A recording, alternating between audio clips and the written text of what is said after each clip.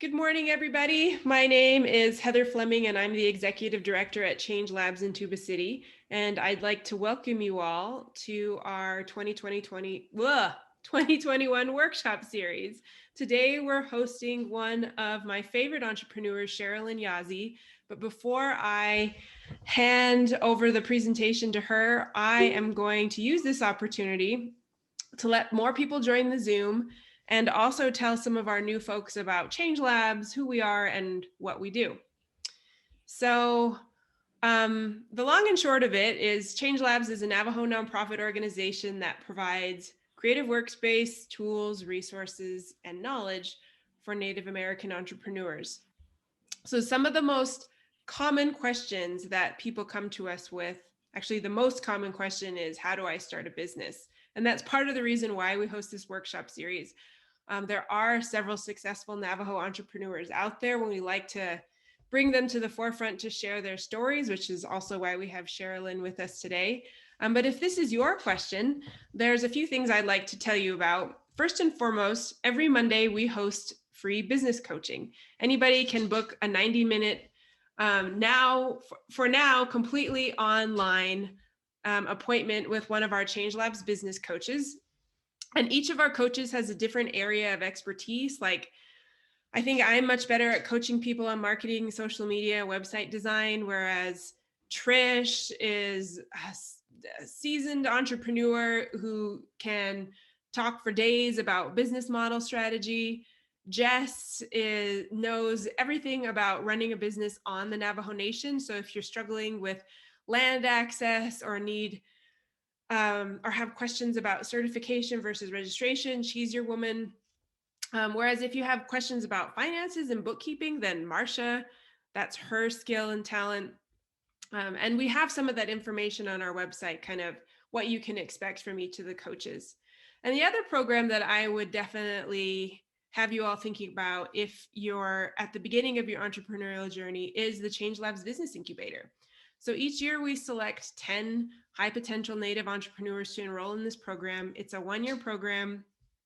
And we actually we're in the process of vetting applicants for our spring cohort, but there'll be a fall cohort starting at the end of this year. So if this sounds like something that interests you, getting 12 months of one-on-one support, developing your business idea, then I highly recommend you check out nativestartup.org/incubator. Another super common question that we get, especially now in COVID times, is how do I create a website? In fact, 84% of people who sign up for appointments have questions about websites. So we're getting used to the question, trying to create more tools and resources. One of the immediate things you can do today, though, is book a one-on-one appointment with our in-house resident designer, Mariah Ashley. Mariah's Navajo. She's based out of Flagstaff. She's doing all her appointments virtually for now, but she can talk to you about branding and marketing and some of the steps that you need to take before building out a website. And then we also have a dedicated playlist on our YouTube channel devoted to getting online. So it steps people through how to set up a website on Squarespace, but we also have some online material there about, the trade-offs of selling through a website versus selling through Instagram versus selling through a Facebook shop versus selling through like a Square shop. So if you're interested in kind of the trade-offs and different ways that you can sell online, definitely go to our YouTube channel and bring some of those questions to an appointment with Mariah. How do I get help running my business? So those of you who maybe have already started a business, but there's aspects of it like, I really want to find somebody to help me with my bookkeeping, or I don't know how to pay Navajo Nation taxes. My response to that is, we offer co-working space in Tuba City, and we try and make that a place for people to go to find some of these resources in their community. And it's also a space that you can go to meet with a coach, to print documents. If you need to use a desk for the day and access Wi-Fi, make phone calls, you can do that out of our co-working space. It is a little challenging now. I mean, Navajo Nation is in the first steps. I think they're in orange zone or something like that. I forget what the color coding is called, but it does make co-working a little bit challenging right now, but we will be reopening our co-working space in Tuba City this coming Monday. And the other tool that I would definitely recommend you all check out if you're looking for resources to help with running your business is resrising.org. This is a tool that Changelabs created, I want to say 1 to 2 years ago now. It's basically a database of Native American entrepreneurs across the Southwest. So if you're looking for an accountant, you're looking for a designer, go to Res Rising, type in your location, what you're looking for, and it'll tell you if there's somebody locally who might be able to help you with some of the challenges that you're having with your business. And if you don't find something on Res Rising, I mean, that's what we try to be here for. So you can always book an appointment with us or send us an email and we'll try and point you in the right direction.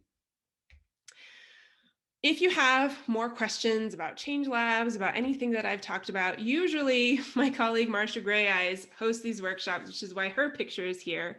Marsha is our director of co-working, and she's also our community liaison. So she's really good at connecting those dots. Her email is there. And granted, she is having a few internet challenges now in Kaibito, which is why she's not on this call, but she'll likely get back to you right away. And there's a few logistical notes that I'd like to go over before I hand it over to Cherilyn. And that is, we kindly ask everybody to stay on mute until Cherilyn kind of says, like, does anybody have any questions, or until we do a Q&A at the end. We also invite you all to type your questions in the chat window at any time. I'll be monitoring the chat window and I will politely interrupt Cherilyn if there's an urgent question. And then also keep in mind that this session is being recorded for YouTube.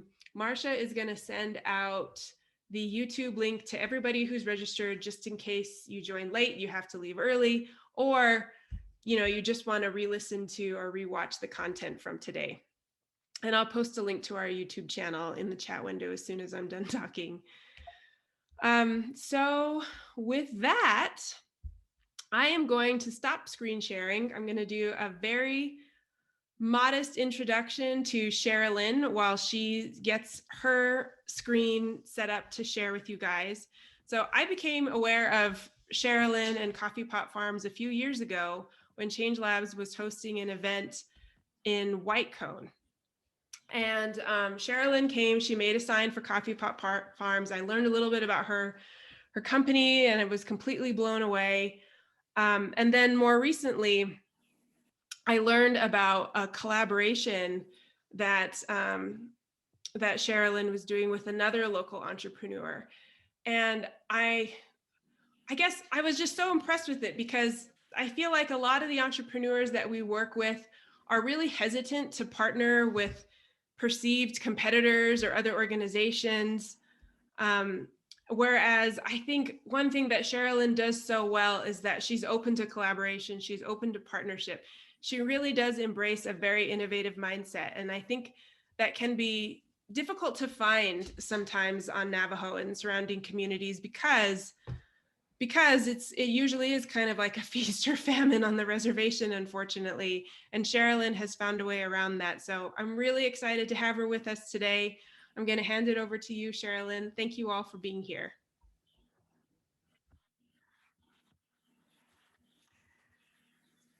Good morning, everybody. Cherilyn Yazzie, and she honatni shle totsohni bashishchin ashihe dashinalado twodichini dashiche.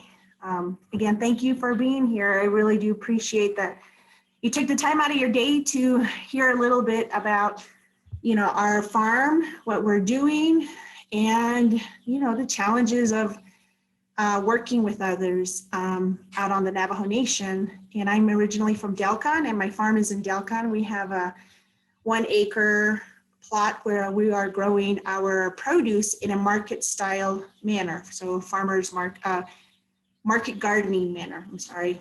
And one of the things that we have done, and in this presentation, I'll kind of go over some of the ways that we have partnered with people and how we are also using some of those partnerships and collaborations just to kind of get to know people and find out how we could work together, what we coffee pot farms could do to help others. And I think that's kind of where a little bit about who I am. You know, I'm the oldest in my family, and that's kind of what I've been taught, is that take care of your younger brothers and sisters. And so that kind of is where I come from. And, you know, I just want to be able to help in whatever way I can. So my formal educational training is I'm a social worker, and I've also did about 13 years in public health and nutrition programs. And I did a lot of that nutrition education on the in Navajo County, parts of Apache County. And so that's a lot of where my background is, and why I started coffee pot farms with my husband, Mike, is that, you know, I saw the need in terms of I'm educating about bringing healthy food or talking about healthy food and why it's important. But when you come out here, it's not readily available. And I wanted to know that, you know, originally farming is who our Navajo people are. Food is how, you know, we take care of ourselves. But why is it that there's not a lot of farmers? Why is it we're not growing in our cornfields? What's going on? And so that's where I decided to leave my full-time position, my job, and tackle what's going on in this area of agriculture. And so I'm not formally trained as a farmer, but we did get our training and education in it. So now we're rolling, but there's still many things about farming that is for a different webinar. So it's been a lot of work. It's been fun, and there's many things that I know on Navajo, or probably in you know, in your communities where it's difficult to work with others. And so like I said, my background is in social work, and part of social work, some of our characteristics or values in social work were being a broker, a teacher, an enabler, an advocate, and a mediator. And so I've taken all of those roles and applied them in public health. And now I'm applying them in my farming role, because I really feel that they are all the same thing. We're all trying to help people in all of those different areas. And so that's where I'm not afraid to say, hey, you know, what are you doing? Is there any way we can work together? And, you know, is there something I can help you with? And then do you want to work with me? And kind of go, we start at that space. So as farmers, we grow quality vegetables for our Navajo families, and we inspire them to be healthy and feel connected to their ancestors and descendants. And this is kind of our mission and our goal and our objective as we're moving forward, is because I want people to be healthy. If we're to go and have a future generation, our people, our community, they need to be healthy. And we have high rates of all kinds of chronic diseases, and that's not acceptable. And so how are we supposed to have our languages, our songs, any of those ceremonies? How is that supposed to continue if first we're not healthy? So this is kind of some of the goals that we look at. And so one of my first partnership, I guess, has been with, again, like I said, not formally, this is not like what I've been educated or trained on. I didn't go to school for growing food. But one of the first ones that I did was with a mentor. Her name is Kim Kostian Howell. She's from Snowflake, and that's with Shokola Gardens. I spent about 2 seasons with her learning how to grow from seeds. How do you grow from seed? How do you make sure you take care of them? What are their nutrient requirements? And then you go and transplant them. And then how do you take care of them when they get into the ground and in your field? So these pictures here are just kind of showing you some of my first, you know, what I was doing at the time. You probably would call me a backyard gardener, but this is kind of what we were doing. And I had no idea like the scale of all of this. And so this is just kind of like my beginnings of what I started with. And I'm very, very thankful for my mentor, Kim, and she's still around, and she's always, you know, happy to know that, you know, we're trying to make sure that we're growing our food systems on Navajo, even though there's many challenges, but we're doing it. And through that partnership, her husband, Joe Costian, he's the one that kind of talked about how to do a lot of these passive solar greenhouses. What does that do? How does that benefit you? And so with his help and his design, what we've done here is we put a passive solar greenhouse on the side of the house, and that's where we grow our starts. And this is also important because for me, I'm off grid. I moved to an area outside of where like most of the main infrastructure in communities are at. So I'm not connected to electricity, and I don't have running water. And one of the things I know with Native entrepreneurs is that one of those weird things is that it's not easy just to set up a business anywhere. And so this one is on my home space where I grew up and where my dad grew up. And that's also challenging, but it's also good because it connects you back to who you are and how you grew up and those things, those values that you were taught. And I really am fortunate to be able to continue what my dad's side, my Nollies have started here in this area. So the partnerships, you know, just getting to know people. Joe's been very helpful. He's also helped us to learn more about solar. And, you know, he's available, and when we need help, to ask him about questions about all of this kind of stuff. And so that's kind of another partnership that we've created and that we're very fortunate to have.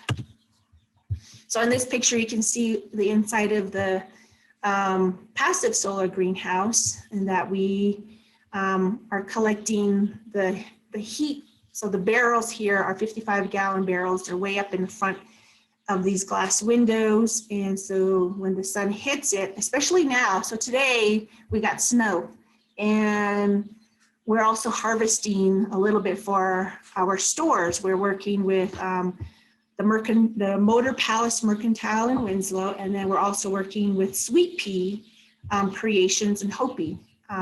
So we're doing some harvesting for them. And so this has been very instrumental in how we've started our seeds, this particular greenhouse. And we have our tomatoes growing in there right now. We've started more seeds yesterday, and we've created like a crop plan. So that way we're constantly going to be growing throughout the season.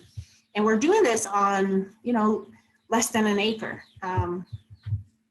right now. And so for me, one of my goals is to see how much food I can grow on the least amount of land. And as you probably know, on Navajo, you don't get to work with a lot of land, even though we have a lot of land, but there's all these guidelines and policies that we have to follow, and we're trying to keep within those guidelines. So here's some more pictures of kind of what we're doing here. We're starting some seeds, and then my husband there, Michael Hester, he came from Phoenix, and he's now a Reyes boy. And he's having fun with this. His favorite part is probably buying tools for market gardening. So he does work a lot.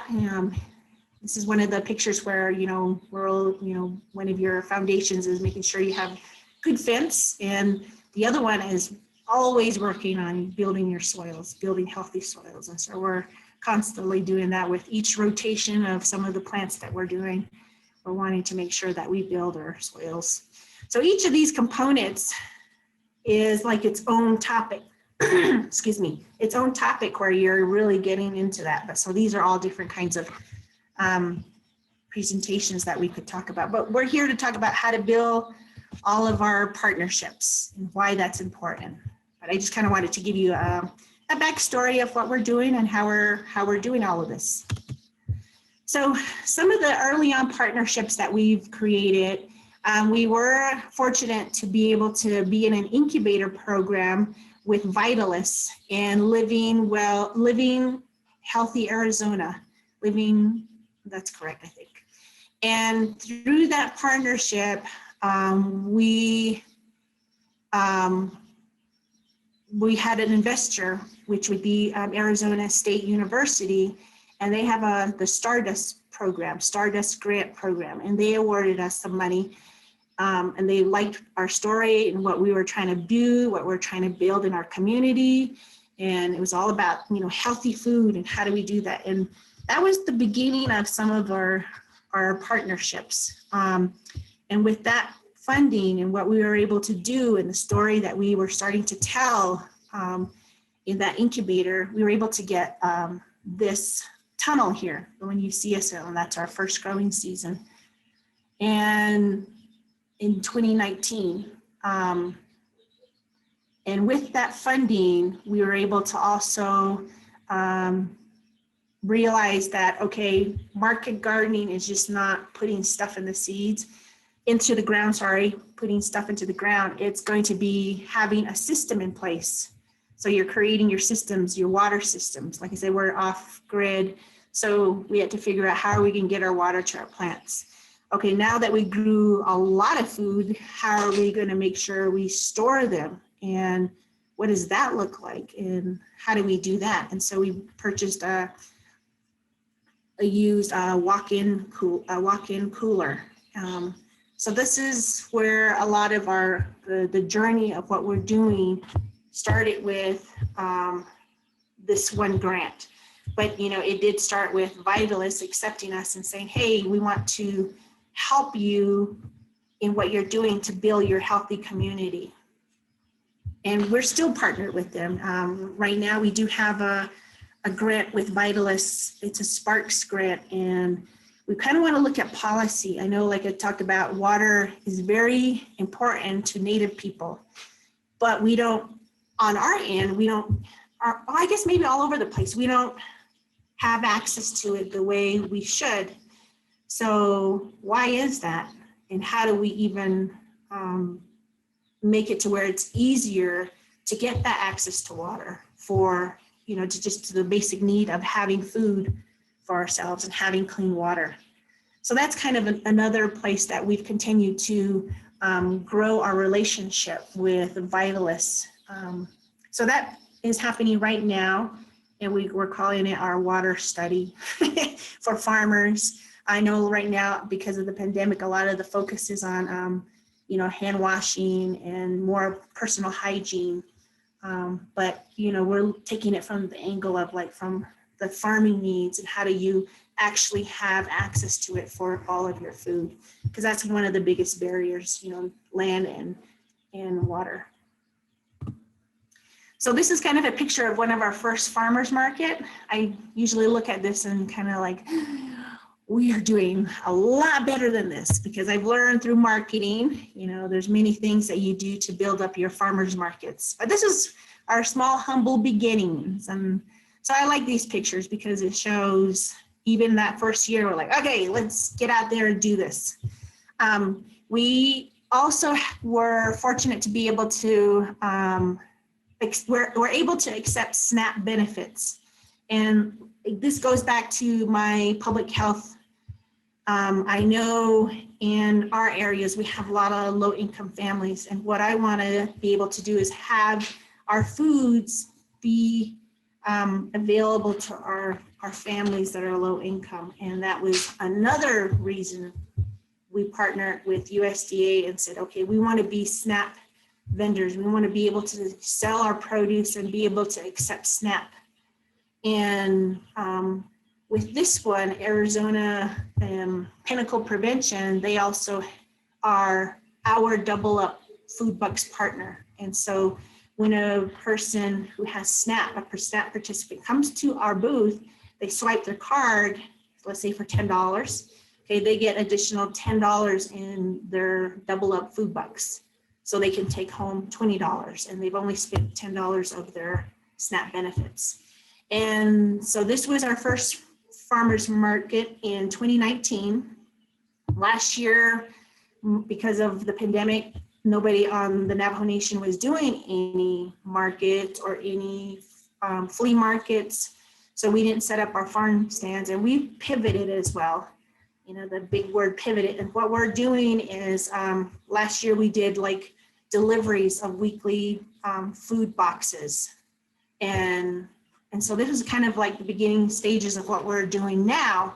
And I'll be able to talk about that in another slide. But this part is very important to me, in that I'm able to offer our healthy foods to our families that, you know, might need it. And for now, because of our small farm, we're mainly concentrated in our area. But in the future, you know, through partnerships, through networking, through people that I'm talking to, through the customers, and, you know, just finding out, you know, is there a way to get our produce into another community? So those are some of the things that, like, every time we talk to somebody, I'm listening and saying, okay, really listening. And that's where my social work part comes in, is that I'm listening to what they're saying, and how do I put it in a space of, like, all the things we're doing, where am I connecting them? How can I say, okay, how am I going to work with them in the future? And then the other part is also, the other end is that going to be a good relationship? So those are the other parts. As an entrepreneur, you're kind of really being picky and choosy of who you want to work with. And like Heather talked about at the beginning, sometimes we are competitive and we think, oh yeah, my stuff is the coolest. And that's good. Yeah, your stuff is cool. It's good. It's good to have that confidence. However, for me, I think if we're going to be sovereign, and we're going to use that word, sovereignty, that means we have to work together. You and I have to work together. And we can't be bringing in our personal egos, which is really hard for us. You and I, we're going to be on the same page. We're going to be communicating back and forth. We're going to say, you know, I'm going to respect you, and you're going to respect me. So you have to have some of that stuff in place. And Heather's right, that it really is hard for us to do that. And I'm not sure why. You know, I'm pretty open about, you know, working with people, and I'm willing to say, I'll trust you from the beginning, but if you're going to not do what you're going to say, then you're breaking your promise, you're breaking your trust with me. So I just kind of want to put that out there. So we also worked with other farmers in our community through the internship that I did with Kim. In that second year that I worked with her, Tulani Lake Enterprise, they approached Kim again and said, hey, we want to replicate that.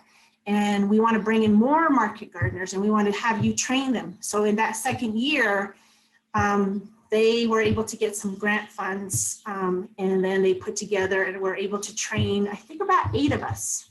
And so each week we went into Snowflake and worked with Kim again. And so that's why I got to work with her for 2 years. And so out of that project, out of those trips that we were driving back and forth every week to her place, you know, I'm talking to the farmers, and, you know, it was really an exciting time. I mean, it was crazy, because, like, this could be the food systems. This is how it could change, right? So we're talking about stuff, and we're really just putting our ideas out there. And out of that came this one project. It's the Navajo Green Team. And so with that, we did apply to some fundings from First Nations Development Institute. And with that project, we gave several farmers some money to put up infrastructure. And here we did hoop houses, we did some fence work, because that's another thing, is capital. We don't readily have capital available. And then we also worked with Jessica to help us, you know, just the beginning stages of what business means and how do we do that. So out of that project, one of the requirements I had of the farmers is, have a business plan. It doesn't have to be a fancy business plan. Just write your idea down on paper. So that's what I had them do. And then I had them work on their conservation plan. It's like, because you're going to need to have a plan of how you're going to build up your site. That needs to be completed. And that's how we were able to get this project done. And we did some business trainings.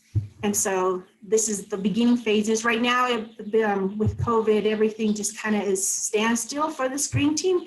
However, each of these individuals, they've gone on to do other things in their communities, and they're doing more projects. And so that's very good. I'm very, very proud that they're able to continue the work.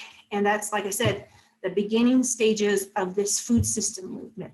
And I know it's always been there, but I think part of this is learning how to connect, how to work together. And so I would say boldly, these guys are going to be my competitors, okay? They are, but I'm not going to hold any personal feelings and say, oh yeah, because we need each other. We're going to need each other if we're going to say we want to have sovereignty, and if we want to have a future for our Navajo people or any tribe, we're going to need each other. So my thing is, yes, you're doing good stuff in your community. Yes, continue it. Keep going with it. If there's something I could help you with, I'm here. So this is a really good project that it started for here. We wrote our own grant. I was like, dang, that's pretty cool. So out of this, one of the cool things is that I was able to put a proposal together for the MIT Solve Indigenous Fellowship. And so I didn't know what I was applying for. I was just like, just put some stuff out there. And then when we got accepted, I was like talking with my husband. I was like, hey, look, we got accepted to the MIT Solve. And he's like laughing at me. He's like, that's MIT. I was like, what is MIT? So that's kind of the earlier thing. It's like, it's the really prestigious school from Boston. So yeah, kind of tell me about it. But I'm very happy about this partnership because, there's, innovation is very important. And this is where these guys, MIT Solve, is a part, all innovation. And it's really interesting with each fellowship. And this fellowship started because of Phyllis and what was the other lady's name? LaDonna. They were given an award for peaceful disruption for the Standing Rock. But when they got to MIT, they're like, okay, we're not just going to accept this little award. We want to partner with you. And that's how these things are born, is that you're bold enough to ask. You're bold enough to say, we're going to partner together. And so those ladies are like, well, I want to do that. How do I just partner? And you can't be scared. Like I said, you have to just say, I want to do this, and come to the table with that intention and that purpose that you're going to do what you say you're going to do. So one of the other interesting things about the MIT Solve Indigenous Fellowship is that I've seen with each fellowship, they've been doing it for 3 years. So if you guys are interested, you can apply for it again this year. It's open. But there's been a lot of themes about agriculture and water that keep coming up. And so we're going to partner with Navajo Ethno-Agriculture from New Mexico for this year. And we've got some cool plans. And so I'm just going to leave it at that. Dun, dun, dun. But this was another awesome opportunity. And with this one, I've also worked with others. MIT was also able to help me connect with others and really start the process of like how to think like bigger.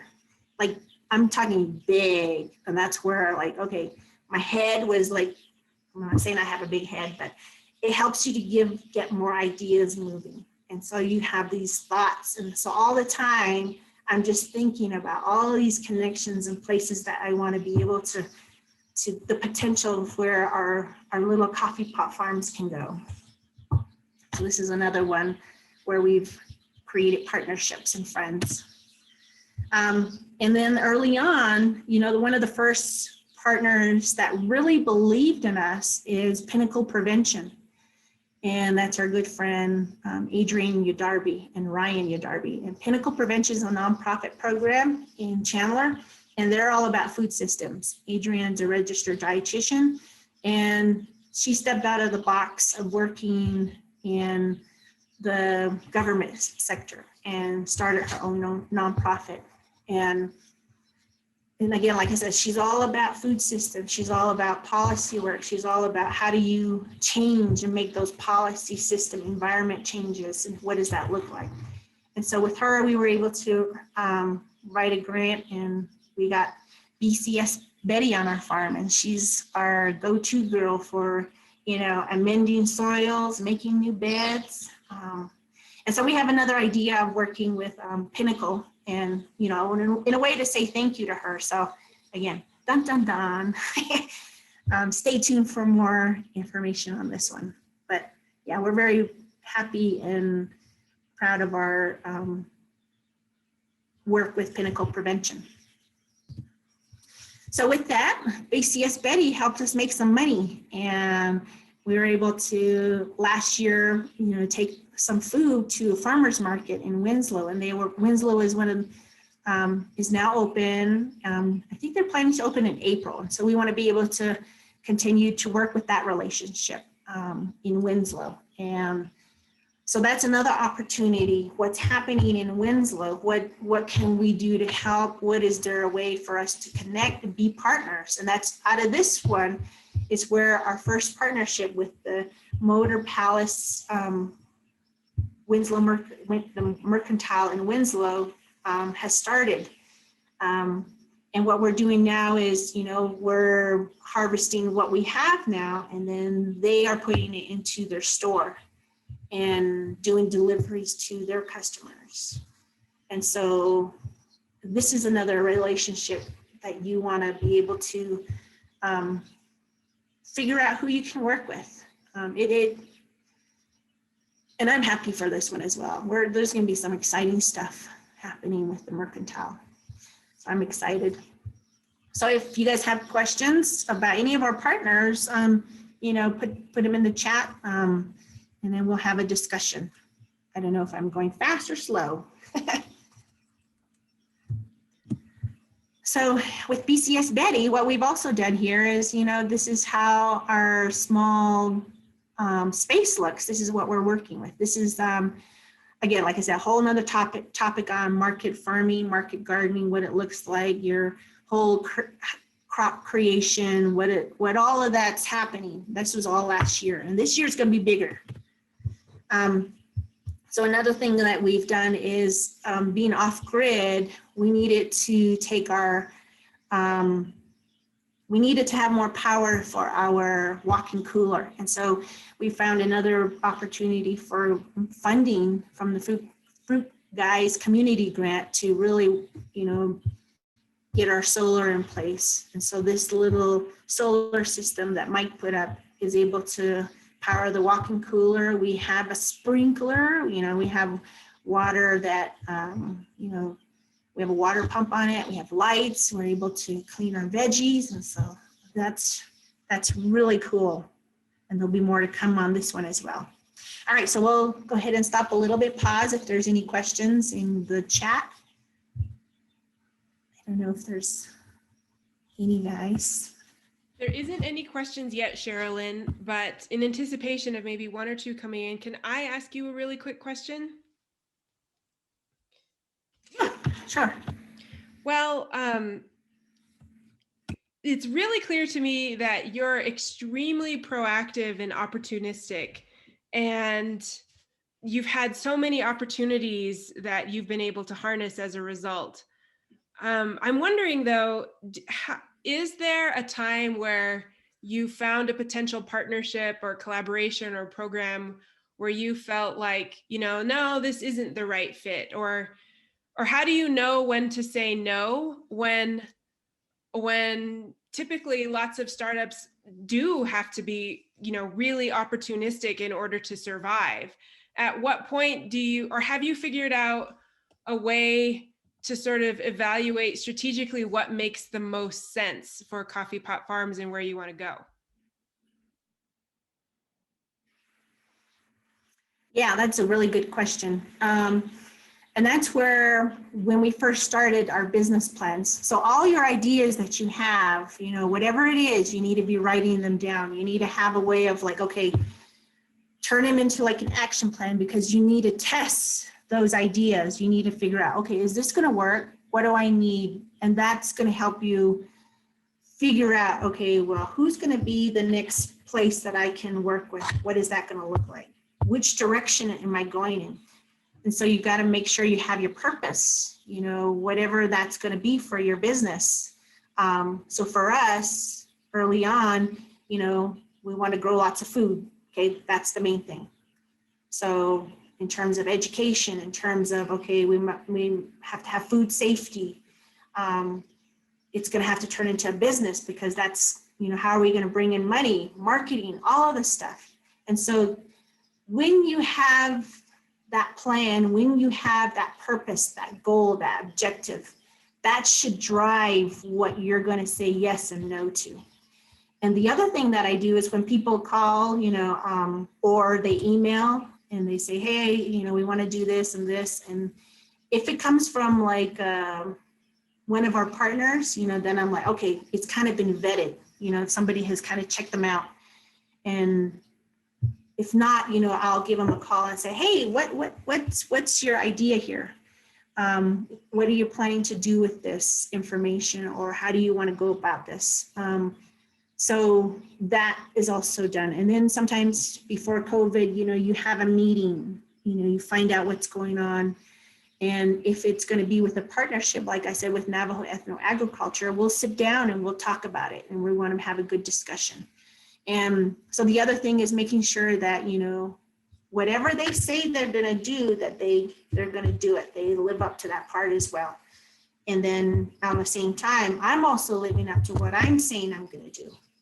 And so we try our best to do that. And so there's some things that I said no to, because I was like, I just don't feel like that's going to be a good fit. I don't think I feel comfortable with that person, or I don't feel comfortable with the direction of that, whatever project's going to happen.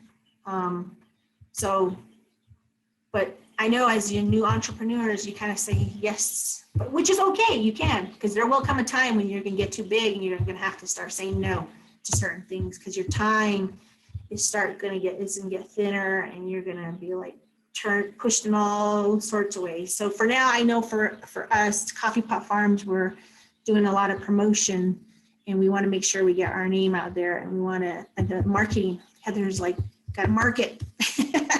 So that's a lot of what we're doing right now is, having interviews and just trying to get our name out there. Perfect. We have another question from Deborah, who asks, what is your background? I missed it in the beginning. So I told everybody my educational background is in social work. I've got my bachelor's from NAU, go Lumberjacks. And then I've also worked in the field of public health, and I've done that for 13 years, and I was a program manager for nutrition education programs. Cool. And Jeffrey asks if you'd be willing to share your contact info. He's a big fan, wants to connect. Sure. Yeah, you could, we're on Facebook, and then I can put after I stop the share, I can put my information, my email into the chat box, or I don't know if Heather has it, or I can put that there. Okay. So from last year, at the pandemic, it just made sense to us, because again, it's going to keep going for a while. We decided to kick off our CSA. So in February, last month, there was National CSA Week. And we're doing our first ever CSA, and it's only going to be small. We're going to keep it small, 20 shares, because we want to figure out the logistics. We want to know, I just want to test the ground on this a little bit. And so we have our CSA from June 9th to October 6th of this year. And that, again, came with a lot of crop planning.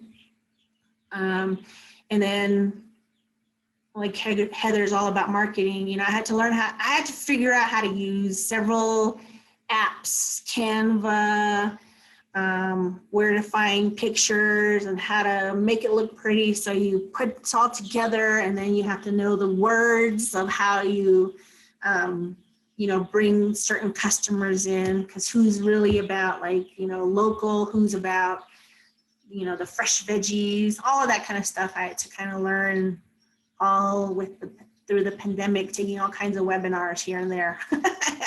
And so we're excited about this one. It's like, yeah, we got a CSA right on. So I'll let you know how that works out, or you can follow us on Facebook and see all what happens. And so with our green team, we had one of our members, Olga John. She's a single mom, and she's here on our farm, and she wanted to go the extra distance to learn how to do this. And she is in the process of having land transferred into her name in Noslini. And so through that project, the Green Team project, we had Juniper. She decided she's calling her farm Juniper Canyon Farms. And so with that, we decided to ask her and invite her to pilot. Okay, again, just another opportunity. What is a farm intern program like? Because I know me, as not the educated farmer coming into this, I looked for programs that will help farmers grow a lot of food. And I'm going to be really honest. I'm going to say there's not one like this on Navajo. I know that Diné College, they have farm opportunities. Talani Lake did have farm opportunities. And I'm going to really just say, and probably Navajo Nation, they don't have one. There's not one. They have workshops, but those are for your backyard gardeners, okay? And I hope, there might be an opportunity later as another part of this, that something could come out to where we're actually helping farmers to grow a lot of food. And what does that look like?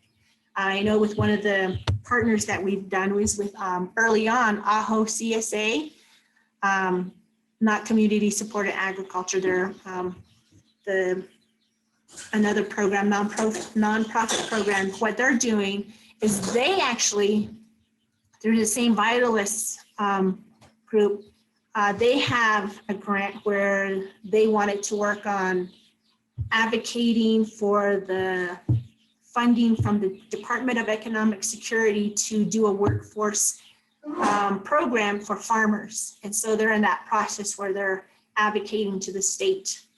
And so for them, they're wanting to do something like this. So again, that's an opportunity to say, okay, can we be ready for that? Can this happen here? So Olga is really helping us to figure out what tweaking is. So I'm very proud of her and glad that she's able to step up and say, I want to try this. And so I want to be able to make sure that she goes as far as she can. So no competition, right? We're trying to help each other. She will be, maybe later on, she might be my competitor, but I don't see it that way. We're partnering. We're going to help each other. One day it's gonna be like, hey, Olga, you have some stuff for the CSA? Oh yeah, sure. Okay, so we're partnering. Okay, there's so many. The way I see it, there's a lot of people we need to feed. So no competition here. I need people that can grow. And so here she is learning how to put up tunnels, and she's learning how to grow in them and how to take care of the plants. And this is another picture from last year. So with Changelabs, I also want to put a plug in there. They have their kinship lending loan program, and we work with them to get a loan from And then the loans helped us pay for these 2 caterpillar tunnels. And that was very cool because, again, pandemic, pivoting, we knew, okay, we want to grow lots of food. And how are we going to do that? And if it's year round, how do we even start that? Well, we need the infrastructure. So with that, we were able to get these 2 tunnels in place. And so right now, in one of the tunnels on your left side, inside of that, we have turnips, Japanese turnips that are growing in there. In the one that's in front of you, we have Asian greens, and then we have some mixed elegance lettuce, and then we have another lettuce that's grown in there. So I'm all green. So what's going to happen is one of the beds is all done. We're going to redo the bed, get it ready, and I think we're going to toss carrots in there and get it going.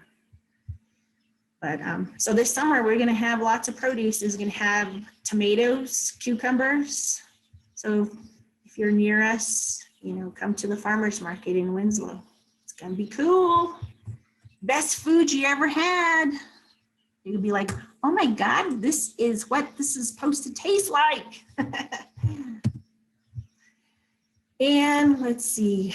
So the other thing is, we've also worked with farmers that, on the internet, there's, classes, courses, and maybe in your field, whatever you're doing, look on the internet and find out if there's somebody that, has maybe an online course or something, and find out how you could learn more about your work, how you could get out there, because there's a lot of market growers, not near us again, like I was saying, but we're learning from them as well. So we're learning about how to grow efficiently. So with tools like this Jang seeder, and then we want to go to more farmers markets. So, we purchased another, a trailer, and that's going to carry our produce to many different places. And so that's why we farm. Okay, what's your questions? I'll stop sharing. Well, everyone should feel free to unmute yourself to ask Cherilyn a question. In the meantime, I'm going to ask Jeffrey's question that says, what is the material that you guys use to cover your structures?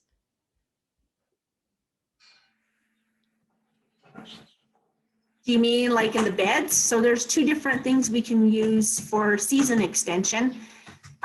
You could do an agricultural fabric, and they come in different, sizes. There's your 19, your 30, 50, and 70. And again, it depends on what's happening outside. So today, like I said, we got snow. I think we have an ag 50 on the beds, the lettuce, and then we have some Swiss chard, and then kale. So they're doing pretty good. They're tough little guys. Sometimes I'm scared to look at them. I'm like, oh, they're dead.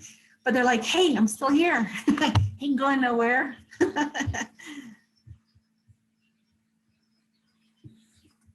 I was curious what material is it for the caterpillar hoop houses? Like, what is that? Or what is like a recommended strong material? Or because we get hit with a lot of wind, so I feel like and we're kind of wary about using plastic because it's kind of like a one-time use type of thing. So I was wondering what you use for your caterpillar houses.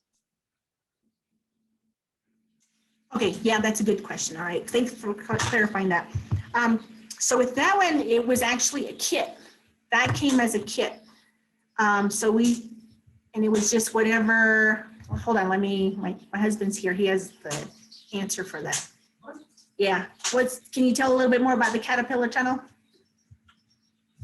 It's better if he tells you because he'll know the logistics behind it. I'm eating an egg right now. Hold on. Let's bring him in. Real quick question. Caterpillar tunnel. Caterpillars. Hello. So where we got our caterpillars were from a company called Farmer's Friend. I think they're in the Midwest somewhere.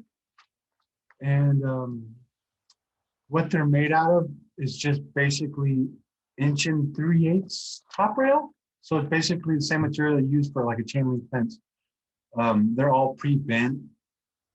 All of our tunnels out here use that metal framing. We do have one that is with a different type of metal framing. It's called a roll form, and it seems to be a little bit sturdier, holds quite a bit more of a snow load, and it's pretty stable in high winds. However, the Caterpillar tunnels that she's mentioning is the 1 3/8" top rail. And we do use plastic. However, when you use plastic, it's really important to really put it on really tight. And if you can, put some what they call anti-billow ropes over it to keep it from flapping up and down in the wind. But you should be pretty good even with plastic. It's just making sure that it's securely fastened and that it's tight. Most greenhouse plastics are available through these places where they sell these tunnels. However, I wouldn't recommend going and getting like plastic from Home Depot or Lowe's or someplace like that. It has to be greenhouse plastic. And those are usually good for up to 3 to 5 years. They do make some that are have a 7-year warranty on them. They're a little bit more expensive, but that's what we use here. And we get a lot of high winds. I think a couple of days ago, it was blowing 40 mile an hour and they held strong. So you just have to put them up and make them really sturdy. And sometimes you want to anchor them in concrete. That's probably the way to go if you're in a really high wind area, is to anchor them in concrete. But that's up to you and your location where you're at. It's kind of your call. But there's more cost associated with doing that. But you know, it's going to save you from chasing your high tunnel down the road, basically. So, there's different ways to make it stronger. You can put additional supports inside, and the spacing on the bows need to be no more than 4 or 5 feet apart. You can get into 6 feet apart, but then you're weakening the structure. So the closer you can put the bows together, the stronger your structure is going to be. So I hope that answers your question.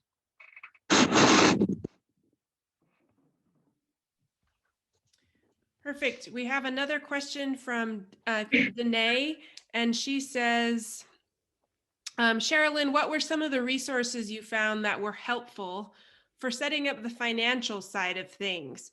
What are your best tips or things you wish you did differently thinking back?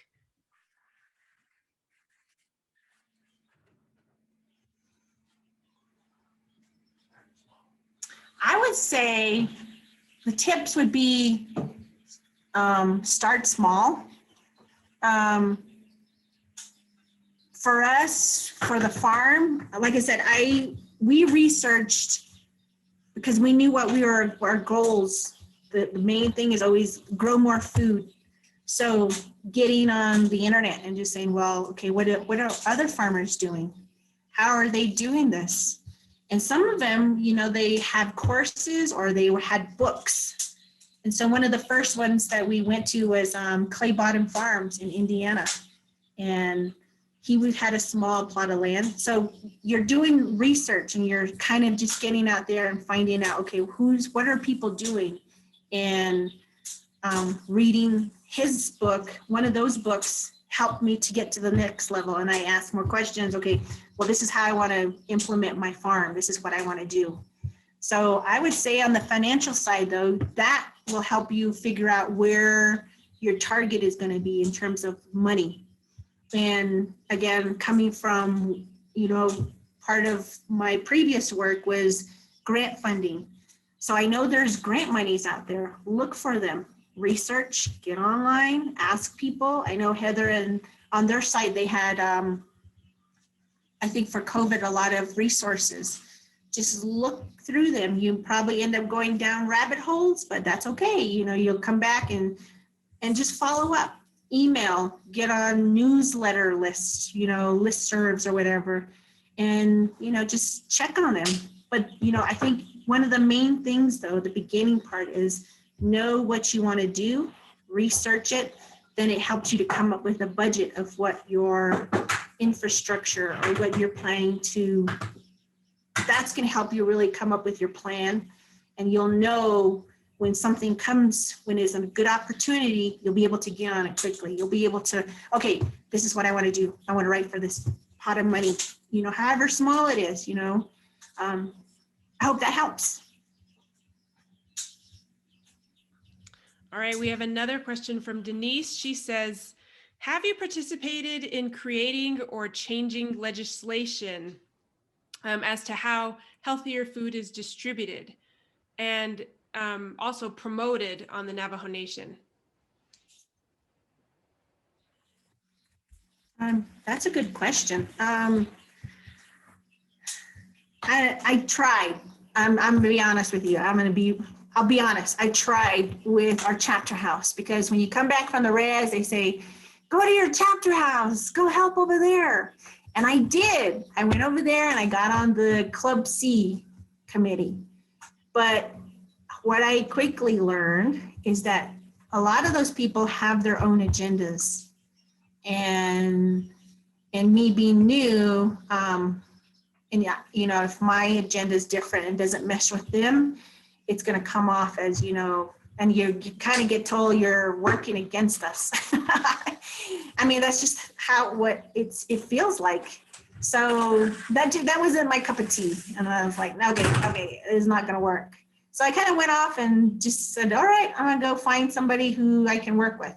So that again led to the AHO CSA, and we helped a little bit, not too much, but we are part of the Pinnacle Prevention Food System Program for the whole state of Arizona.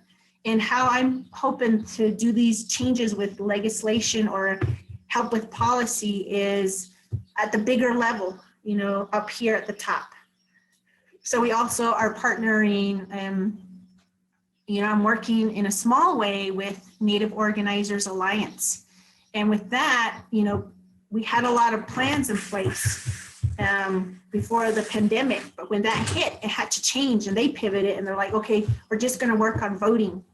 And so part of what we did is, you know, well, let's just get information about, get out the vote. So we helped in that small way, but then it helped huge with the election.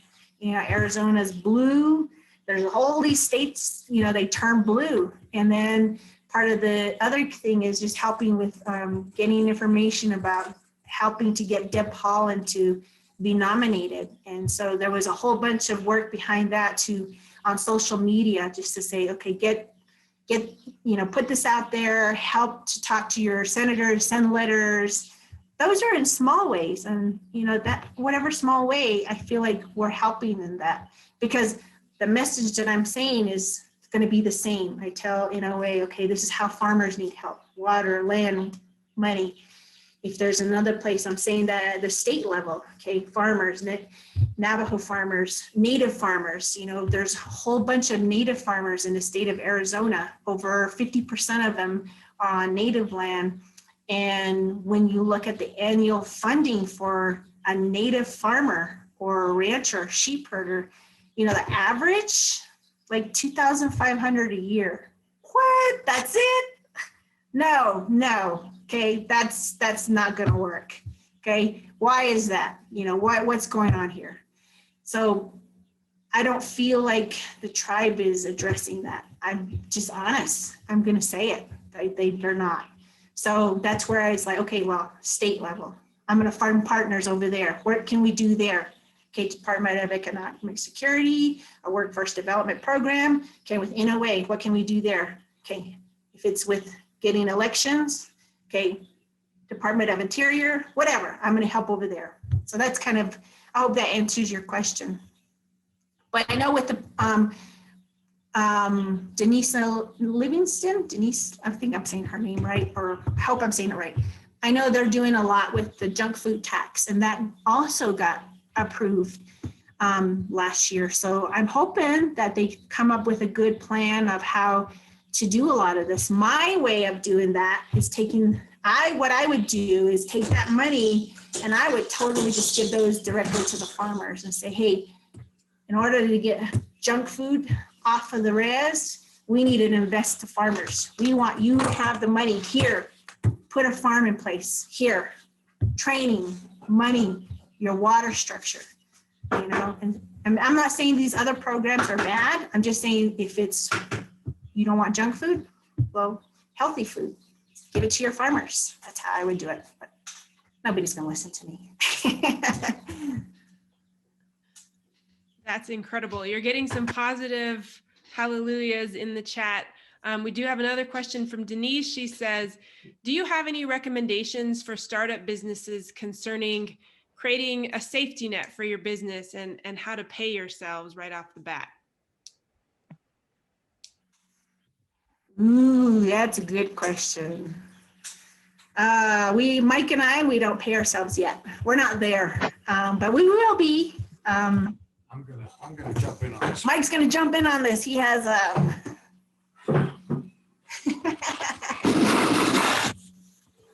So as a business person or somebody that's looking to be an entrepreneur, you have to accept the fact that maybe you are not going to pay yourself right away.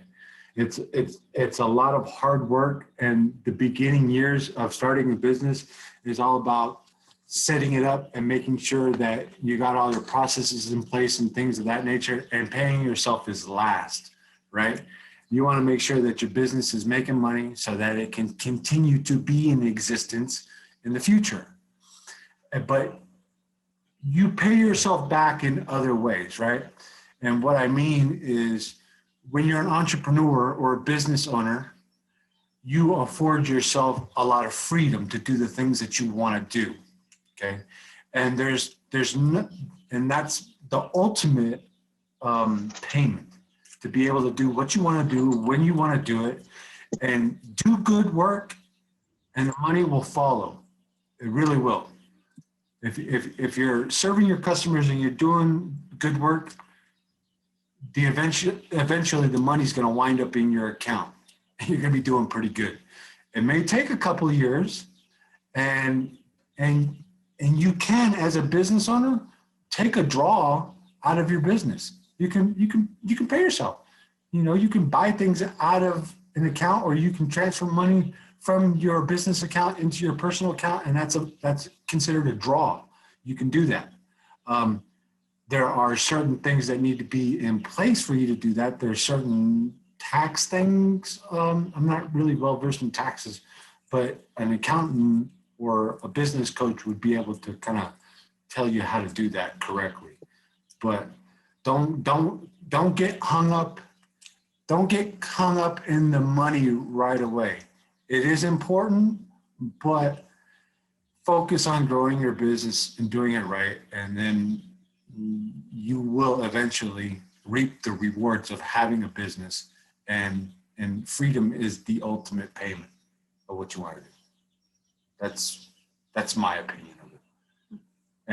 And we don't pay ourselves, but if we want to go out and have a nice dinner, we'll take some money out of the business account and go have a nice dinner, right?